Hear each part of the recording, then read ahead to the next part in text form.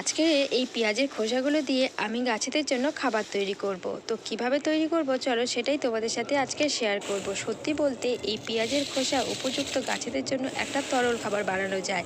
এর মধ্যে আছে ম্যাগনেসিয়াম, পটাশিয়াম, ক্যালসিয়াম, এমনকি সব রকমই আছে। তো চলো আমি প্রথমে কিছু পরিমাণ পেঁয়াজের খোসা একটা বালতির মধ্যে নিয়ে নিয়েছি, আর সেই বালতির জলটা কিন্তু পুরো ভরে নিয়েছি। আর পেঁয়াজের খোসাগুলোকে একটু হাত দিয়ে ভিজিয়ে ডুবিয়ে দিলাম। আর তারপরে আমি এটাকে চাপা দিয়ে রেখে দেবো 7 দিন মতো। আর 7 দিন পরেই তোমরা দেখতে পাবে যে কত সুন্দর জলটা হয়ে গেছে এবং গাছের জন্য উপযুক্ত একটা খাবারও তৈরি হয়ে গেছে। আমি কিন্তু গাছে এটাকে ডাইরেক্ট দেবো অল্প অল্প করে। তোমরা চাইলে এর সাথে কিন্তু আবারও জল মিশিয়ে নিয়ে ব্যবহার করতে পারো। তো বন্ধুরা, ভিডিওটা তোমাদের কেমন লাগলো তোমরা কমেন্টে জানিয়েও। আজ তবে চলি, দেখা হচ্ছে নতুন একটা ভিডিওতে। সবাই ভালো থেকো, সবাইকে আজকের মতো টাটা।